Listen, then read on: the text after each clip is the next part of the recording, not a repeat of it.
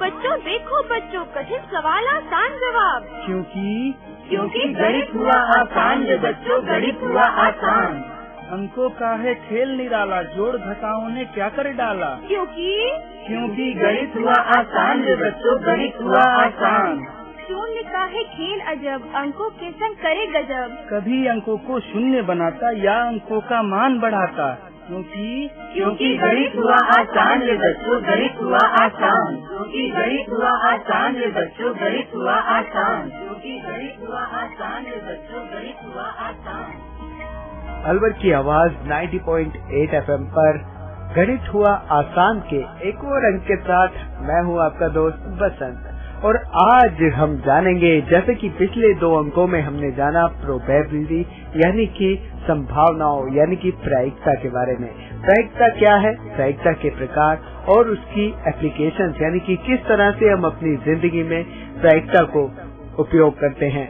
लेकिन आज के अंक में हम जानेंगे addition and multiplication laws of probability यानी कि जोड़ और गुणा के नियम के बारे में। प्रायिकता में जोड़ और गुणा के नियम क्या है, इस बारे में आपको जानकारी देंगे हमारे आईटी अलवर के असिस्टेंट प्रोफेसर सचिन वर्मा, साथ में है कम्युनिटी स्टूडेंट। चलिए जानते हैं क्या होती है addition and multiplication laws of probability यानी कि जोड़ और गुणा के नियम क्या होते हैं प्रायिकता में। बच्चों, मेरा नाम सचिन कुमार वर्मा, मैं आईटी इंजीनियरिंग कॉलेज में as a assistant professor job करता हूँ। आज हम जिस टॉपिक पर बात करेंगे उसका नाम है प्रोबेबिलिटी। जैसे कि हम लास्ट 2 एपिसोड से उसके बारे में चर्चा कर रहे हैं, आज हम कुछ नया उसके बारे में जानेंगे। हम जानेंगे प्रोबेबिलिटी प्रायिकता में 2 रूल होते हैं जिसे हम कहते हैं योग का नियम और गुणा का नियम। उसके बारे में हम इंफॉर्मेशन इकट्ठा करेंगे और जानेंगे एक्चुअली ये है क्या, इनकी एप्लीकेशन होती क्या है। सबसे पहले मैं आप लोगों का इंट्रोडक्शन जानना चाहूंगा। मेरा नाम सूर्यांश दीप है। मेरा नाम आनंद कुमार है। मेरा नाम सौरभ शाह है। मेरा नाम बी दीपक रेड्डी है। अब हम स्टार्ट करते हैं योग के नियम से, जिसे इंग्लिश में कहते हैं एडिशन लॉ ऑफ प्रोबेबिलिटी। तो सबसे पहले कौन बताएगा मुझे योग का नियम होता क्या है। सर, योग का नियम अर्थात एडिशन थ्योरम हमें बताता है कि अगर कोई 2 घटनाएं ए और बी घटित हो रही हैं, तो अगर ए की घटना जाननी हो या हमें बी की घटना जाननी हो तो उसके लिए योग के नियम ने एक फॉर्मूला दे रखा है, PA प्रोबेबिलिटी ऑफ प्रायिकता ऑफ ए इवेंट की प्लस योग अर्थात प्रायिकता ऑफ दूसरे इवेंट बी की माइनस प्रायिकता ऑफ ए इंटरसेक्शन बी अर्थात जब दोनों घटनाएं घटित हो रही हैं। यहाँ पे बेटा मैं कुछ पूछना चाहूंगा आपको, जो ए और बी बोले आते हैं। Yes sir. उसके बारे में दोबारा बताएं मुझे, क्या पूछा गया एग्जैक्टली आपसे, आप किसके बारे में सर, कर रहे हैं। 2 जो घटनाएं हो रही हैं, अगर हमें एक घटना जानने के बारे में जानना है या तो फिर हमें बी की। हमें बेसिकली यहाँ आप मुझसे कहने की कोशिश कर रहे हैं कि मुझे प्रोबेबिलिटी प्रायिकता इस बात की जाननी है कि घटना ए घटित हो रही है या बी, फिर हमारी घटना बी है। घटनाओं की प्रायिकता की बात कर रहे हैं हम। Yes sir. ठीक है, आप मुझसे बेसिकली बात कर रहे हैं कि अगर मुझे 2 घटनाएं ए और बी ऐसी मिले जिसके बारे में एक के बारे में इन्फॉर्मेशन निकालूं कि इसकी प्रोबेबिलिटी होगी या नहीं होगी, प्रोबेबिलिटी ऑफ ए और बी को अगर मुझे एक्सप्लेन करना हो, उसका फॉर्मूला होता है probability of A plus probability of B minus probability of A intersection B. ठीक है, आप बताएं, कुछ और जानना चाहता हूँ आपसे मैं। सर, योग के नियम में अगर हम इसे सरल शब्दों में देखें तो योग का नियम वो होता है जब हमारे पास कोई एक पर्टिकुलर इवेंट में, मतलब एक इवेंट में जब हमें 2 अलग अलग घटनाओं की प्रायिकता निकालनी होती है तो हम उसे क्या करते हैं कि पहले घटना की प्रायिकता को दूसरे घटना की प्रायिकता का योग करते हैं और उसमें से दोनों घटनाओं को एक साथ घटने की प्रायिकता को घटा देते हैं। तो इसका मतलब ये हुआ कि अगर हमारे पास कोई एक इवेंट है, पर्टिकुलर इवेंट है, तो उस इवेंट में अगर हमें एक इवेंट ए और दूसरे इवेंट बी दोनों में से कोई एक इवेंट की प्रायिकता निकालनी है, होने की प्रायिकता निकालनी है, तो हमारे इसका फॉर्मूला होगा कि प्रायिकता ऑफ ए प्लस प्रायिकता ऑफ बी माइनस प्रायिकता ऑफ ए इंटरसेक्शन बी। ये किस केस में बेटा आपने बताया probability of A intersection B, कुछ मैं इसके बारे में जानना चाहता हूँ। सर, जैसा अभी दीपक ने उदाहरण दिया वो परस्पर अपवर्जी नहीं है अगर दोनों घटनाएं, तो वो उदाहरण तब का है। अब सर, अगर जब 2 घटनाएं ए और बी परस्पर अपवर्जी हैं तो दोनों में से किसी एक के घटित होने की प्रायिकता दोनों की व्यक्तिगत प्रायिकता के योग के बराबर होगी। अर्थात प्रायिकता दोनों के एक साथ घटने की बराबर होगी, ए के घटने की प्रायिकता प्लस बी के घटने की प्रायिकता के। और सर, अगर ये परस्पर अपवर्जी नहीं है तो ए और बी के एक साथ घटने की प्रायिकता, ए के घटने की प्रायिकता प्लस बी के घटने की प्रायिकता में से जब अपन ए और बी के घटने की एक साथ घटने की प्रायिकता को जब हम घटा देंगे तब ये परस्पर अपवर्ती नहीं है, तो ये सबकी कंडीशन होगी। बेसिकली आप जो बात कर रहे हैं, एक्चुअली जब हम दो घटनाएं आपको ऐसी दी हो और उनमें से किसी एक घटना के घटने की प्रोबेबिलिटी आपको जाननी हो, तो हम डिनोट करते हैं उसको probability of A plus B से, जो इजिकल टू होती है। फॉर्मूला की बात करें तो probability of A plus B equal to होता है probability of A plus probability of B minus probability of A intersection B. A intersection B आने का मतलब ये होता है कि आपकी जो दोनों घटनाएं हैं वो कैसी हैं, परस्पर अपवर्ती नहीं है। ठीक है, परस्पर अपवर्ती नहीं है, तभी वहाँ probability of A intersection B आता है। ठीक है, लेकिन अगर हम घटनाओं को परस्पर अपवर्ती माने तब क्या होगा, probability of A intersection B की वैल्यू कितनी जाती है, 0। तब उस केस में आपकी किसी एक घटना घटित होने की जो प्रोबेबिलिटी होती है वो क्या होगी, probability of A plus B is equal to probability of A plus probability of B. ठीक है बेटा जी सर। ये तो हो गया आपका रूल। जी सर। ठीक है, एक नियम। मैं इस नियम का कोई प्रैक्टिकल एग्जांपल जानना चाहता हूँ जो आपकी बुक में हो या जिसके बारे में आप जानते हो। सर अगर हम पासों की बात करें तो सर पासों में हम अगर दो इवेंट की बात साथ में अगर हम ले कि एक घटित हो रहा है और या फिर दूसरा घटित हो रहा है, तो हम पासों में ऐसे देख सकते हैं कि हमने दो पासे उछाले और दोनों पासों पे आई हुई संख्या किस पैटर्न में वो संख्या आ रही है, इसे फाइंड करने के लिए, इसका ज्ञात करने के लिए हम एडिशन लॉ का यानी योग के नियम का प्रयोग कर सकते हैं। ठीक है, आप मेरे से बात करना चाह रहे हैं कि अगर मुझ पे दो पासे हो और दो पासों को मैं एक साथ देखता हूँ, ठीक है, तो दोनों फेस ही जाएंगे, एक फेस इसका आएगा, एक फेस इसका आएगा, दोनों फेसों पे कुछ न कुछ नंबर होगा, एक नंबर इस पे होगा, इस नंबर होगा। तो फाइनली अगर मुझे ये पता करना हो कि जो दोनों फेसेज हैं, जी सर, दोनों फेसेज पे जो सम मेरा 2 आए, इस बात की प्रायिकता निकालें तो कैसे निकालेंगे आप? सर ये तो प्रायिकता कुल परिणाम, जैसे हमारे पास जो टोटल नंबर ऑफ परिणाम है वो तो 36 हो गए, 6 into 6, क्योंकि दोनों डाइस के लेके 36 टोटल परिणाम। और जहाँ पर सर सम ऑफ 2 लाने की प्रायिकता के बारे में हमें जांच करना है, तो सर एक ऐसी घटना एक ही बार घटित होगी कि एक बार एक आउटकम पहले पासे पे और जो हमारा दूसरा पासा हमने फेंका है उस पे भी एक आए। तो बेसिकली अनुकूल परिणाम आपके एक हो गए, ए तो 1/36 सम ऑफ 2 लाने की प्रायिकता को। तो मेरा एक प्रश्न है। हाँ जी पूछे। तो इसमें हमें ये कैसे पता चला कि 36 परिणाम होंगे टोटल? बेटा अगर आप इसके पेयर बनाना शुरू कर देना, मान लो अगर आपको प्रैक्टिकली आप ये चीज देखें और इसका पेयर बनाना शुरू करें, मान लो आपने डाइस फेंका, जी सर, तो उसमें जो पॉसिबिलिटी आनी शुरू होगी, जो उनकी संभव परिणाम होंगे वो चीज प्रूव माने होंगे। सपोज करो आपने कोई डाइस फेंका और दोनों आपके फेसेज आएंगे, दो पे जो अब हम उस पर चॉइसेस बताएंगे, हो सकता है पहले पे एक आए, दूसरे पे एक आए, जी सर, ठीक है, मैं दूसरी बार फेंकूंगा उसे, जो पहले पे हो सकता है एक आए, दूसरे पे 2 आए, जी सर, ऐसे तीसरा फेंकूंगा तो पहले पे एक आया और तीसरे पे 3 आए, और सारे अलग अलग ही लेने हैं मुझे। तो ऐसे जब काउंटिंग करोगे, टोटल काउंटिंग करोगे, वो आपकी 36 ही आएगी जब काउंट करोगे। और एक्चुअली हम फार्मूले से बात करें, एक जो पास होता है उसमें 6 फेसेज होते हैं, दूसरे पासे में 6 फेसेज होते हैं, 6 into 6 36। अगर मैं कुल परिणाम की बात करूं तो टोटल परिणाम आपके होंगे 36, और जो आपके अनुकूल परिणाम होंगे वो आपसे, जैसे मैंने पूछा कि भाई 2 आना, अगर मैं दोनों फेसेस पे टोटल सम काउंट करना चाहूँ, योग करना चाहूँ, और दोनों जो पासों पे जो योग है मेरा 2 आ जाए, तो ऐसे अनुकूल परिणाम कितने होंगे, सिर्फ एक एलिमेंट होगा। ऐसे कौन सा एलिमेंट होगा वो सर? जब दोनों पासों पे एक आएगा, एक आए, तब उनका योग 2 हो जाएगा। हाँ। और तब इसके घटित होने की प्रायिकता 1/36 हो जाएगी। ठीक है बेटा, अगर मैं ऐसे ही पूछूं आपसे कि मुझे ये बताएं कि सम 3 आए, इस बात की प्रोबेबिलिटी क्या होगी? सर तो सम 3 आने की प्रोबेबिलिटी सर इसमें 2 होंगी सर। एक बार तो हम 2 और 1 लेते हैं, या फिर एक बार 1 और 2 आए एक पासे पर। तो अनुकूल परिणाम कितना? अनुकूल परिणाम सर हमारे 2 होंगे। अच्छा, एक पासे पर अगर 2 और 1 आते हैं तो दूसरे पासे पर 1 और 2 हम ले सकते हैं। ठीक है, इसके अलावा कोई चॉइसेस? नहीं सर, इसके अलावा आने के लिए आपके 2 ही संभव परिणाम आ सकते हैं। कौन कौन से? 1 या 2 आए, या फिर 2 और 1 आए। 3 आ गया। टोटल काउंटिंग कितना हो गया इसका? 2 हो गया। अनुकूल परिणाम 2 हो गए। फाइनली प्रोबेबिलिटी कितनी होगी? 2/36 सर। 2/36। 36 ठीक है, 2/36 मतलब। चलिए, गुड आनंद। अब आप मुझे बताएं, अगर मैं ये जानना चाहूँ कि आपका सम 4 आए, जी सर, ठीक है, उस केस में मुझे थोड़ा सा बताएं इसके बारे में। सर अगर हमारा जो कुल योग है अगर वो 4 आए तो सर इस स्थिति में हमारे पास 3 कंडीशन होगी सर। एक बार एक पांसे पे 2 आए और दूसरे पांसे पे 1 आए, या फिर दोनों पांसों पे 2 आए, या फिर एक पांसे पे 1 आए या अगले पांसे पे 3 आए। तो कुल मिला के हमारे पास 3 घटनाएं होगी।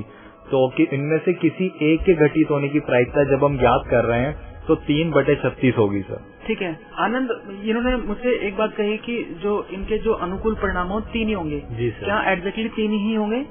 जी सर, एग्जैक्टली 3 ही होंगे, क्योंकि सर जब 2 पासे हम ले रहे हैं तो उसमें सर आपने सम पूछा था योग जी। तो योग सर या तो 3 और 1 होंगे तब 4 होंगे, नहीं तो सर 2 और 2 होंगे तब 4 होंगे, या फिर 1 और 3 होंगे तो 4 होंगे। इसके अलावा कोई चॉइस? इसके अलावा कोई चॉइस नहीं है सर। ठीक है बेटा, ऐसे ही इसी क्वेश्चन में अगर मैं आपसे पूछूं कि सम आपका इवन नंबर आए या आपका ऑड नंबर आए, मतलब सम नंबर आए, इस बात की प्रायिकता डाइस ट्रैक है, 2 डाइस ट्रैक है, और उनके जो फेसेस हैं उनपे जो टोटल है उनका सम 2 आए, उनका योग आपका सम नंबर आए या विषम नंबर आए, इस बात की प्रोबेबिलिटी कैसे निकालोगे? सर जैसा अभी आपने पूछा कि इनमें से कितने ऐसे हमारे पास परिणाम होंगे जिनका योग सम आए या फिर विषम आए, तो सर हमको इसके टोटल परिणामों के हमको ये देखने पड़ेंगे इसके टोटल परिणाम कितने होंगे।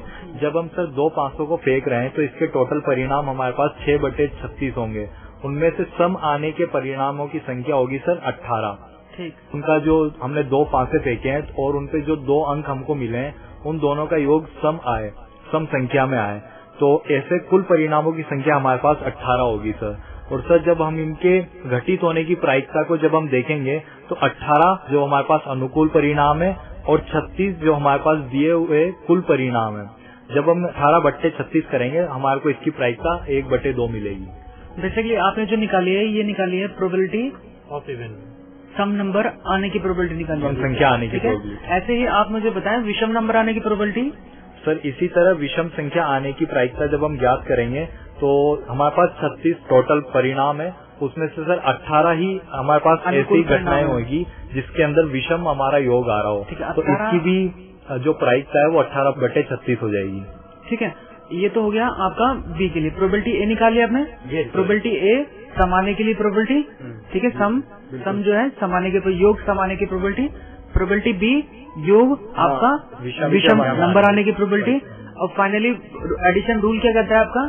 Probability of A plus B is होता है probability of A plus probability of B minus probability of A intersection B. अब आप मुझे बताएं यहाँ probability of A intersection B आप कैसे निकालोगे? वो तो संभव ही नहीं, क्योंकि ना तो सम और विषम एक साथ तो आ ही नहीं सकते। तो sir probability of A intersection B will be equals to 0। ठीक है, तो इसका मतलब क्या हो गया? घटनाएं कैसी हैं मेरी? ये दोनों घटनाएं कैसी हैं? म्यूचुअली एक्सक्लूसिव, म्यूचुअली एक्सक्लूसिव घटनाएं होती हैं, अर्थात परस्पर अपवर्जी। परस्पर अपवर्जी घटनाएं। परस्पर अपवर्जी घटनाओं के लिए आपका ए इंटरसेक्शन भी 0। प्रोबेबिलिटी ऑफ ए इंटरसेक्शन भी कितना होता है? 0। वो 0 क्या है? फाइनली आंसर कितना आएगा बेटा इसका? सर एक फाइनली आपने क्या किया? 2 probability of A plus probability of B को ऐड कर दिया है, यही आंसर होगा? ये सर चलिए आंसर 1 होगा सर, क्योंकि probability of A sir 18/36 plus probability of B 18/36 minus 0 sir, तो 36/36 एक हुआ सर, तो इसका आंसर सर 1 होगा। ये सर ठीक है, ये सर बिल्कुल सही बताया आनंद। इसी क्वेश्चन में बेटा मैं आपसे ये जानना चाहूंगा, अगर मुझे सम ये सर ग्रेटर देन 7 लाना हो, एक ऐसी घटना जिसमें आपका जो सम है वो 7 से बड़ा है, इस बात की प्रोबेबिलिटी मैं काउंट करना चाहूँ तो सम आपका 7 से बड़ा आए। सर मैं इसमें आपसे पूछना चाहूंगा कि इनका जो योग है वो 7 आने की जो प्रायिकता है इसको उसमें ये भी जोड़ना है या 7 से बड़े आने की प्रायिकता? 7 से बड़ा बेटा, 7 कभी काउंट नहीं होगा, जो सम है वो 7 नहीं काउंट होंगे, वो सारी जो अनुकूल परिणाम 7 से बड़ा 7 को छोड़ देना है। 7 को छोड़ देना है। जैसे एक से पासे पे 5 आए और दूसरे पे 4 आए तो कुल योग 9 जो कि 7 से बड़ा है। योग 8 आ सकता है, योग 9 आ सकता है, 10 आ सकता है, 11 आ सकता है, 12 आ सकता है। सर इसमें अगर हम देखें जो भी योग है अगर 7 से ज्यादा आ रहा है तो इसमें अनुकूल परिणाम हमारे पास होंगे 15 और हमारे पास कुल परिणाम होंगे 36। ठीक है बेटा, तो सर इसकी प्रायिकता हमारे पास होगी 15/36, मतलब 15/36। 15/36। चले, अगर मैं आपसे ये जानना चाहूँ कि मैं पासा फेंकूं और दोनों पासों पे ही सेम नंबर आए, जी सर, ठीक है, इस बात की प्रायिकता कैसे निकालेंगे? सर इस बात की प्रायिकता हम इस तरह से ज्ञात कर सकते हैं कि जब दोनों ही पासों पे जो अंक हमको दिखाई दे रहे हैं वो अगर एक दूसरे के बराबर हैं तो ऐसे कुल बराबर जैसे 2 और 2 दोनों दो 1 या 1 6 या 6 दोनों पे एक ही जैसे नंबर आए, इनको हम अंग्रेजी में डुप्लेट्स बोलते हैं। और सर ऐसे जो हमारे पास ये जो नंबर आएंगे ये होंगे 6 सर, या 1 या 1, 2 या 2, 3 या 3, 4 या 4, 5 या 5 या फिर 6 और 6। ऐसे हमारे पास टोटल जो होंगे वो 6 होंगे और हमारे पास अनुकूल परिणामों की संख्या इसी तरह 6 हो जाएगी। और हमारे को दिया हुआ है 36 इसके अंदर कुल परिणाम है, तो इसी तरह से इसकी जो प्रायिकता है वो 6/36 यानी 1/6 हो जाएगी। सौरभ ने सही आंसर दिया। इसी क्वेश्चन में एक नया क्वेश्चन है, मैं जानना चाहता हूँ कि मैं डाइस फेंकूं, 2 डाइस फेंके और जो दोनों के फेसेस हैं उसमें जो पहले वाला जो अंक है आपका, पहले डाइस पे जो नंबर आ रहा है वो हमेशा 1 आए। इस बात की प्रोबेबिलिटी कि पहले डाइस पे आपका 1 एलिमेंट आए, इस बात की प्रोबेबिलिटी क्या होगी? तो इस बात की प्रायिकता हमारे पास पहले हम इवेंट देखेंगे तो ऐसे हमारे पास 6 इवेंट होंगे जिसमें पहले पासे पे हमारे पास 1 आए, तो इसकी प्रायिकता हमारे पास होगी, हमारे पास अनुकूल परिणाम है 6 और हमारे पास कुल परिणाम है 36, तो इसकी प्रायिकता हमारे पास होगी 1/6। ठीक है, आप सब इस बात से सहमत है? Yes sir. इन्होंने मुझसे कहा कि जो अनुकूल परिणाम होंगे वो कितने होंगे? 6। ठीक है, आनंद आप मुझे बताएं ये परिणाम कौन कौन से हैं अनुकूल परिणाम? सर ये होंगे 1 और 1, 1 और 2, 1 और 3, 1 और 4, 1 और 5, 1 और 6। ठीक है बेटा, ये 6 अनुकूल परिणाम होंगे सर। आप लोग सहमत है इस बात जी से? सर मेरा एक प्रश्न है बट हाँ पूछे। कि अगर सर आपने अभी प्रश्न पूछा था कि पहले पासे पे हमारे पास 1 आए, तो अगर हम ऐसा लें परिणाम कि दोनों में से किसी एक पासे पे अंक हमारा 1 हो तो हमारे पास प्रायिकता क्या होगी? सर इसका आंसर मैं देना चाहूंगा। सर जैसा अभी दीपक ने पूछा कि दोनों में से किसी एक पासे पे 1 आए, तो सर दोनों में से किसी एक पासे पे 1 आने के जो हमारे पास अनुकूल परिणाम होंगे सर उनकी संख्या 11 होगी और सर जो इनके घटित होने की प्रायिकता होगी 11/36। ठीक है बेटा, टोटल फाइनली अनुकूल परिणाम 11 और टोटल प्रोबेबिलिटी 36। बेटा अब मैं आपके सामने एक नया एग्जाम्पल डिस्कस करना चाहता हूँ और उसके बारे में आपसे क्वेश्चन पुटअप करूंगा। ठीक है, उसके बारे में हम डिस्कस करेंगे। आप लोगों ने सब ताश के बारे में तो जानते होंगे, ताश की गड्डी के बारे में? जी सर। उसके बारे में थोड़ा मुझे बताएं, ताश की गड्डी के बारे में कि उसमें कितने कितने पत्ते होते हैं। बेसिकली ये क्वेश्चन हमारी प्रोबेबिलिटी में बहुत इम्पोर्टेंट रखता है और बार बार आपके एग्जाम में आता भी है। सर जहाँ तक मुझे पता है सर ताश में 52 पत्ते होते हैं। सर ताश में हमारे पास 52 पत्ते होते हैं जिसमें 4 अलग अलग प्रकार के 13 के ग्रुप होते हैं। इन्हें अगर हम अंग्रेजी में देखें तो एक 13 के ग्रुप को हम बोलते हैं क्लब, दूसरे 13 के ग्रुप को हम बोलते हैं स्पेड, तीसरे को बोलते हैं हार्ट और चौथे को बोलते हैं डायमंड। इन 13 के ग्रुप कोई मुझे हिंदी में नाम बताएगा इनके? ये सर मैं बताना चाहूंगा, इनके हार्ट को जैसे कि हम पान का पत्ता बोलते हैं और डायमंड को हम ईंट का बोलते हैं, तो 13 पान के पत्ते का ग्रुप, 13 ईंट के पत्ते का ग्रुप। जहाँ पर दीपक ने बताया स्पेड्स, वहाँ पे हम उसे हुकुम बोलते हैं स्पेड्स को, और क्लब की जहाँ तक बात है वहाँ पे हम उसे चिड़ी बोलते हैं। तो 13 के पान के पत्ते, 13 ईंट के पत्ते, 13 हुकुम के पत्ते और 13 चिड़ी के पत्ते। तो टोटल अगर हम करें तो 52 पत्ते होते हैं पूरी एक ताश की गड्डी में, जो कि यहाँ पे 4 ग्रुप बनते हैं 13 के। जी सर। और कोई इन्फॉर्मेशन बेटा? इन 13 की जो एक ग्रुप बनते हैं सर, जैसे 13 के पान के पत्ते हैं जो हमारे पास पूरा एक सेट है, उसमें 4 बादशाह, 4 बेगम, 4 गुलाम और 4 इक्का, ऐसे पूरे 4 के सेट बनते हैं सर। सर सूर्यांशी कहने का मतलब है जैसे अगर 13 का एक ग्रुप है तो 13 के एक ग्रुप में हमारे पास एक राजा, एक रानी, एक गुलाम, एक इक्का और बाकी 2 से लेकर 10 तक संख्याएं होंगी। यस सर, और एक गुलाम का पत्ता। ऐसे ही ईंट के पत्तों में होगा, जी ठीक सर। है, ऐसे ही हुकुम के पत्तों में होगा, ऐसे ही चिड़ी के पत्तों में 4 पत्ते ऐसे होंगे जिसमें आपका गुलाम होगा, बेगम होगा, बादशाह होगा और इक्का होगा। Yes sir. ठीक है, इसके अलावा भी एक इन्फॉर्मेशन बचती है कि आपके जो आधे पत्ते होते हैं वो क्या होते हैं? ब्लैक कलर के काले होते हैं और आधे पत्ते रेड कलर के होते हैं। ठीक है, जी सर। चले, ये तो रही आपकी ताश की गड्डी के बारे में इन्फॉर्मेशन। इस पे क्वेश्चन आता है आपके एग्जाम में तो हम क्वेश्चन पे ही डिस्कस करेंगे। जी सर। ठीक है, अगर मुझे ये कहा जाए कि आपकी ताश की गड्डी है और उसमें से एक पत्ता आपको रैंडमली निकालना है, ठीक है, तो प्रोबेबिलिटी इस बात की बताइए कि वो पत्ता या तो आपका किंग का हो या आपका क्वीन का हो, अर्थात या तो वो बादशाह हो या वो बेगम हो। इस बात की प्रोबेबिलिटी कैसे निकालेंगे? आप मेरा क्वेश्चन दोबारा सुने। जी सर। एक कांच की गड्डी है और फाइनली मुझे एक पत्ता ड्रॉन करना है, एक पत्ता निकालना है। एक पत्ता निकालने के बाद क्वेश्चन ये पूछा गया है कि वो जो पत्ता निकला है वो पत्ता या तो बादशाह का हो या बेगम का हो। इस बात की प्रोबेबिलिटी निकालें आप। सर आपके प्रश्न के हिसाब से हमारे पास दो घटनाएं आती हैं। या तो हमारे पास जो हमने पत्ता निकाला है 52 की गड्डी में से, वो पत्ता या तो हमारे पास बादशाह है या तो वो बेगम है। तो सर इसे जैसे अभी कुछ देर पहले हमने योग के थ्योरम के बारे में हमने बात करी थी कि अगर हमारे पास दो इवेंट हैं, दो घटनाएं हैं और दोनों में से कोई एक की होने की प्रायिकता अगर हमें याद करनी है तो उसका फॉर्मूला होगा कि प्रायिकता ए की प्लस प्रायिकता बी की माइनस दोनों के एक साथ होने की प्रायिकता। ठीक है, basically probability of A intersection B. जी सर। ठीक है आनंद, आप मुझे बताएं अगर मुझे प्रोबेबिलिटी ऑफ ए निकालना हो, अर्थात मैं पत्ता निकालूं और वो पत्ता मेरा बादशाह का निकला है, इस बात की प्रोबेबिलिटी कैसे काउंट करोगे? सर इस बात की प्रोबेबिलिटी सर 4/52 होगी सर। कैसे? क्योंकि सर 4 हमारे गुलाम के पत्ते होते हैं, सब में से 4 होते हैं। हम किंग की बात करें बेटा अभी। जी सर, बादशाह की। हाँ। तो 4 हमारे बादशाह होते हैं और टोटल पत्तों की संख्या हमारे सर 52 है। मतलब अनुकूल परिणाम हमारे सर 4 होंगे और जो हमारे टोटल पत्तों की संख्या होगी वो 52। टोटल परिणाम के 52। जी सर। और अनुकूल परिणाम कितने हैं? 4। तो फाइनली प्रोबेबिलिटी कितनी होगी? 4/52। ये किसकी है?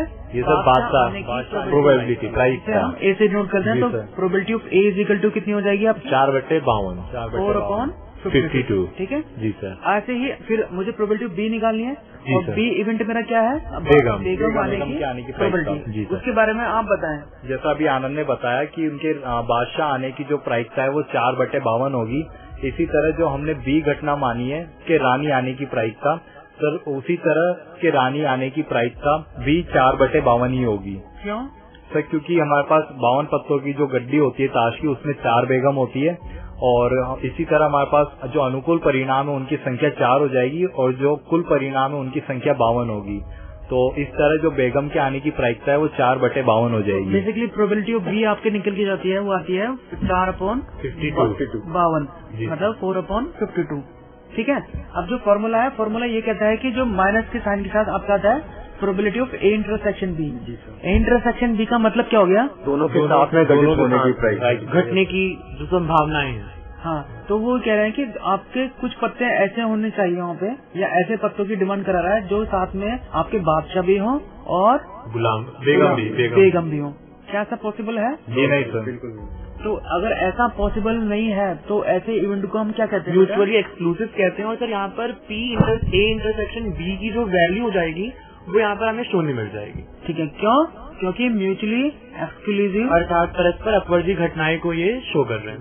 ऐसे इवेंट को हम म्यूचुअली एक्सक्लूसिव बोलते हैं। और यहाँ पे उसकी वैल्यू कितनी है? 0। तो finally probability of A plus B की वैल्यू कितनी आएगी? 4/52 प्लस 4/52। फाइनली 8/52। ठीक है बेटा। ऐसे ही अगर मैं आपसे क्वेश्चन पूछूं कि एक कार्ड मुझे ड्रॉन करना है और उस पे ईंट का पत्ता या गुलाम का पत्ता निकलने की प्रायिकता जानना चाहूँ तो उसके बारे में मुझे इन्फॉर्मेशन बताएं। सर अगर हम लोग मान लेते हैं ईंट के पत्तों का जो समुच्चय है वो ए है, ठीक। और सर गुलाम के पत्तों का जो समुच्चय है वो बी है। ठीक है सर हमारे जो ईंट के पत्ते हैं वो सर उनकी जो नंबर ऑफ ए हम मानते हैं वो सर 13 होती है। और सर जो गुलाम के पत्तों की जो संख्या है नंबर ऑफ बी वो सर 4 हो जाएंगी। अनुकूल परिणाम। जी सर। ठीक है।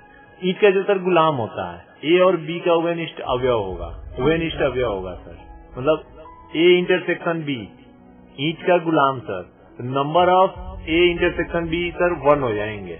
ठीक है, फाइनल उसकी प्रोबेबिलिटी ऐसे जो आपके ईंट भी है और गुलाम भी है, मतलब ऐसे एलिमेंट कितने होंगे?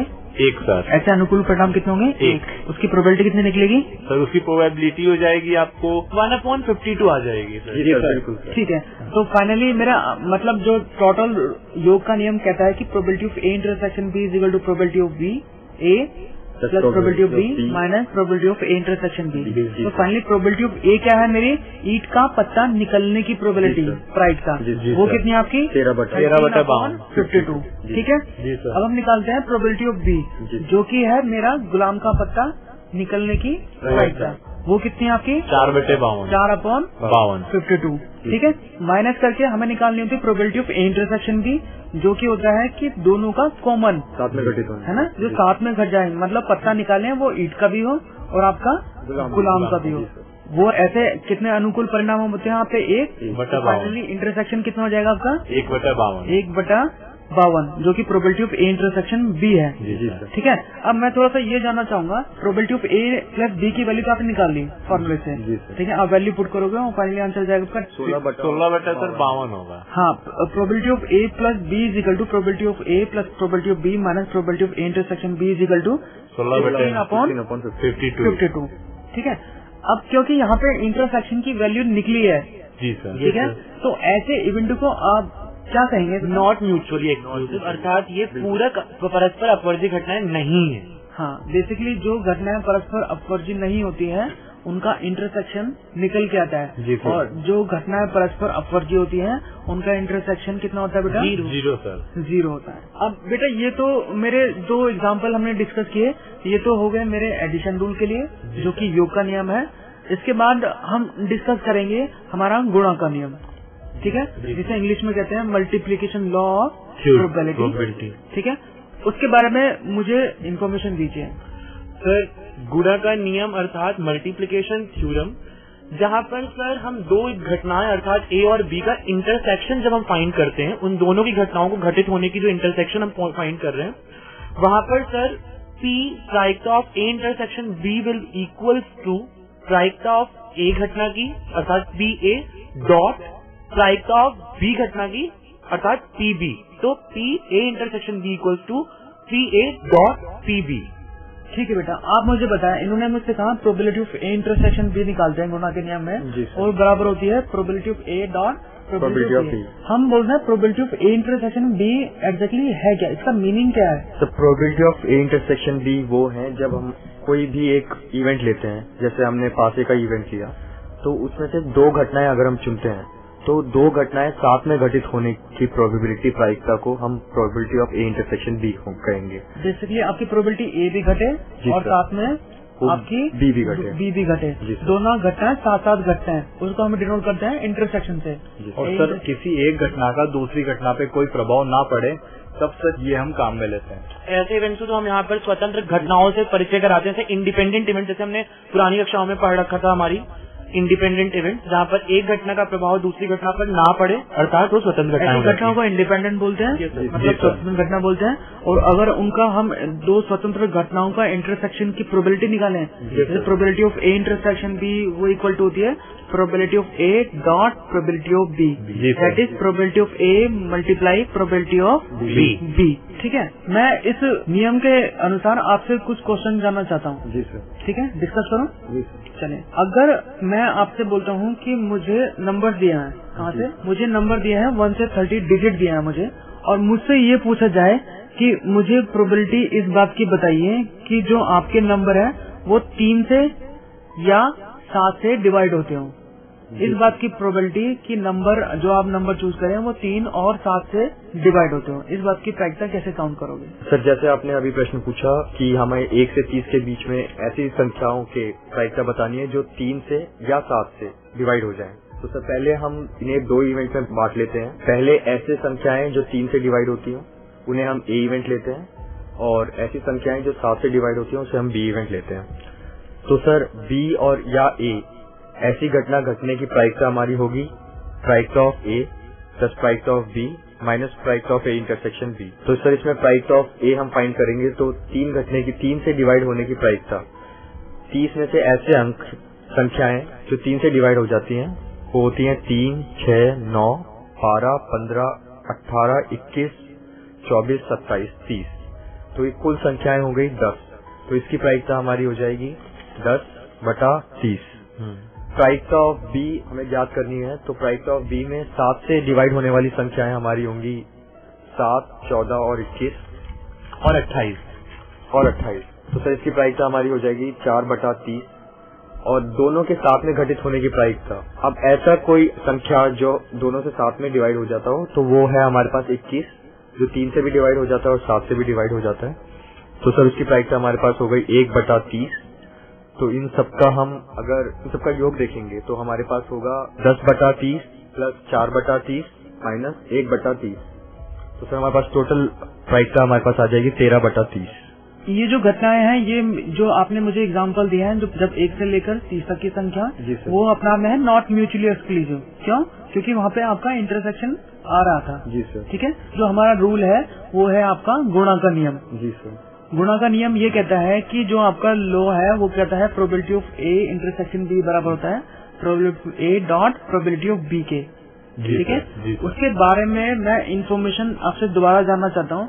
मैं आपके सामने एक क्वेश्चन पुट अप कर रहा हूँ, आप मुझे बताना क्या ये इंडिपेंडेंट का है या डिपेंडेंट का। एक ताश की गड्डी है। Yes sir. ठीक है। ताश की गड्डी में 52 पत्ते होते हैं। जी सर। मैंने एक पत्ता विड्रॉ किया रैंडमली, एक पत्ता निकाला और निकालने के बाद वही पत्ता मैंने ताश की गड्डी में रिप्लेस कर दिया। जी सर। ठीक है। फिर मैंने दूसरा पत्ता निकाला। दूसरा पत्ता निकालने के बाद अब मुझे ये बताएं कि जो मेरा पहला पत्ता है या पहले पत्ते पे किंग आ जाए और दूसरे पत्ते पे क्वीन आ जाए, इस बात की प्रोबेबिलिटी क्या होगी? पहला पत्ता जब निकालेंगे तो उसके बादशाह होने की प्रायिकता 4/52 हो जाएगी, क्योंकि हमारे पास एक ताश की गड्डी में 4 बादशाह के पत्ते होते हैं।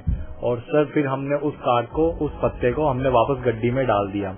फिर जब हम अगला पत्ता निकालते हैं तो उसके रानी होने की जो प्रायिकता है वो भी सर 4/52 हो जाएगी, क्योंकि हमने जो पहले पत्ता निकाला था वो हमने वापस गड्डी में रख दिया है। तो अभी हमारे पास जो कुल ताश के पत्ते हैं वो 52 है, तो उसमें से रानी निकलने की जो प्रायिकता है वो भी 4/52 हो जाएगी। तो हमारे पास जो टोटल प्रायिकता जो आएगी वो आएगी सर उसके बादशाह होने की प्रायिकता इंटू उसके रानी होने की प्रायिकता। तो सर इसका जो आंसर आएगा वो 4/52 इंटू 4/52 यानी इजिकल टू 1/169। ये तो हो गया बेटा आपका एग्जाम्पल। कब?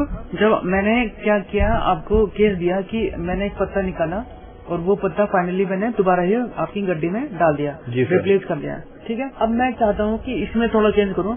मैंने 52 ताश की पत्तों की गड्डी में से एक पत्ता निकाला और निकालने के बाद वो पत्ता मैंने निकाल के साइड में रख दिया टेबल पे। जी सर। ठीक है। अब मैं दूसरा पत्ता निकालता हूँ। जी सर। अब क्वेश्चन ये पूछा जाता है कि प्रायिकता इस बात की बताएं कि जो पहला पत्ता है उस पे आपका बादशाह है और जो दूसरा पत्ता है उस पे आपकी बेगम है। प्रोबेबिलिटी इस बात की बताए कि पहले पत्ते पे बादशाह और दूसरे पत्ते पे आपका क्वीन है। जो आपने अभी उदाहरण हमारे समक्ष रखा है सर, उसमें पहले मैं ये बताना चाहूंगा कि सर इसमें भिन्नता करनी पड़ेगी हमें इंडिपेंडेंट इवेंट और डिपेंडेंट इवेंट में। सर जैसा कि पहले का जो उदाहरण था जहाँ पर हम एक पत्ता निकाल के वापस से रिप्लेस कर रहे थे उस ताश की गड्डी पे, तो यहाँ पर जो हमारे इवेंट्स आ रहे थे सर वो स्वतंत्र घटनाएं हो जा रही थी। बट अगर हम सर जैसा कि अभी आपने प्रश्न हमारे समक्ष रखा है कि वो एक पत्ता निकाल के हमने टेबल पे यूं ही रख दिया, वो हमने वापस से रिप्लेस नहीं किया, तो अब जो नया आउटकम हमारे समक्ष आएगा वो सर उस निकाले हुए पत्ते पे डिपेंड कर रहा है, उसकी ऑकरेंस पे डिपेंड कर रहा है। तो यहाँ पर वो परतंत्र घटनाओं की श्रेणी में आ जाएगा। जी सर। ठीक है। तो प्रोबेबिलिटी ऑफ ए कैसे निकलेगी मेरी? प्रोबेबिलिटी ऑफ ए अगर हमें निकालनी है, हम पत्ता निकालें और उससे मेरा बादशाह आ जाए, इस बात की प्रोबेबिलिटी? इस बात की प्रोबेबिलिटी होगी क्योंकि हमारे पास 4 बादशाह हैं 52 के पैक में, पूरे 52 की गड्डी में हमारे पास 4 बादशाह हैं, तो हमारे पास इसकी प्रायिकता होगी 4/52। 52 पत्ते टोटल, 4 बादशाह, तो प्रोबेबिलिटी ऑफ कितनी आ गई आपकी? 4/52। जी सर। ठीक है। अब क्योंकि मैंने कहा आपको पत्ता मैंने लिया, निकाला और फाइनली टेबल पर रख दिया। जी तो अब ताश की गड्डी में पत्ते कितने बचे? 51। लेकिन मुझे निकालनी है क्वीन आने की प्रोबेबिलिटी, लेकिन क्वीन तो अभी भी 4 यहाँ पे। जी। तो फाइनली आपको प्रोबेबिलिटी ऑफ बी क्वीन आने की प्रोबेबिलिटी कितनी होगी? 4/51। 4/51। सर क्योंकि एक कार्ड तो हमारा पहले से निकल चुका है तो 52 में से -1। बेसिकली जो सेकंड आपकी घटना है, सेकंड जो इवेंट है वो फर्स्ट वाले पे डिपेंड कर रहा है। जी सर। ठीक है। तो फाइनली प्रोबेबिलिटी कितनी होगी? और प्रोबेबिलिटी गुणा का रूल क्या कहता है? Probability of A intersection B बराबर होता है probability of A dot probability of B. Finally कितना हो गया आपका? 4/52 गुणे 4/51। फाइनली 4/663 जी सर। ठीक है, ये आपका आंसर हो जाता है। जी सर। तो बेटा ये आज हमने 2 लॉ डिस्कस किए, एक योग का नियम और दूसरा गुणा का नियम। मैं आशा करता हूँ कि आप लोगों को इसमें बहुत कुछ सीखने को मिला होगा। जी सर, बिल्कुल सर। धन्यवाद धन्यवाद धन्यवाद।